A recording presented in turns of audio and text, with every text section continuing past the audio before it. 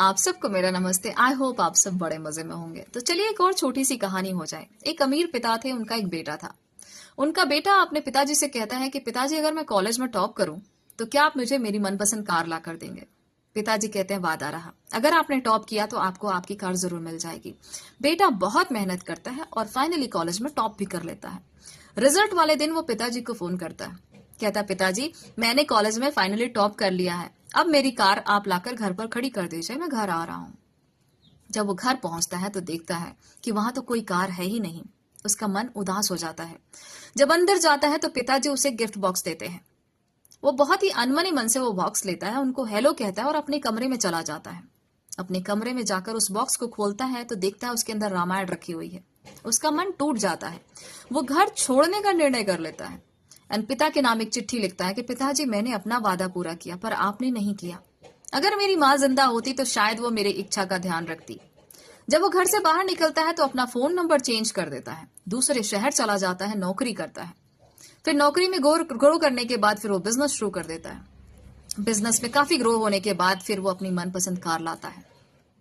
जब वो कार ले आता है तो अपनी कार को बहुत ध्यान से देख रहा होता है और सोचता है कि मैंने इस कार के लिए अपने पिताजी को छोड़ दिया। इस कार में ऐसा है क्या? उसे पिताजी की बहुत याद आने लगती है। वो पिताजी को फोन करता है घर पर तो नौकर फोन उठाता है और नौकर बताता है कि पिताजी का देहांत हो गया 10 दिन पहले, आप जल्दी से जल्दी घर वापस आ जाइए। ये घर वापस जाता है तो देखता है कि पिताजी की फोटो तो दीवार पर टंगी है, माला चढ़ी हुई है उसके ऊपर। उसे बहुत दुख होता है और वहीं पर वो गिफ्ट बॉक्स है जो उसे कई सालों पहले मिली थी। वो बुक निकालता है और पहला पेज जैसे ही खोलता है तो देखता है उसमें एक लेटर लिखा हुआ है। वो लेटर खोलता है तो देखता है कि पिताजी ने उसके नाम कुछ लिखा था और उसमें लिखा था कि बेटे मैं तुम्हारी कामयाबी से बहुत खुश हूं और मैंने तुम्हारी कार खरीद ली है और संस्कार भी देना चाहता था मैं कार के साथ साथ, इसलिए रामायण दे रहा हूं, इसे जरूर पढ़ना। और तुम्हारे कार की चाबी जो है तुम्हारे अलमारी में नीचे वहां पे मैंने एक लिफाफे में रखी है, वहां से जाके ले लेना।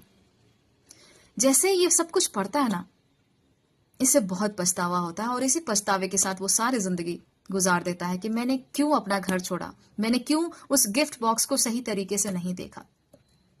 तो ये कहानी उस बेटे और पिता की नहीं है, कहानी हम सब की है। भगवान हमें सब कुछ देते हैं जो हम चाहते हैं, पर हो सकता है कि उसकी पैकिंग डिफरेंट हो, हमें समझ नहीं आता। हम भगवान को कोसते रहते हैं, हमें समझ नहीं आता, हम मांगते रहते हैं, भगवान को कोसते रहते हैं, लेकिन भगवान वो हमें वो सब देते हैं जो हमारे लिए जरूरी है, जो हमारे लिए सही है। हो सकता है पैकिंग अलग हो। भगवान के दिए हर गिफ्ट को खुले मन से स्वीकार कीजिए और खुश रहिए।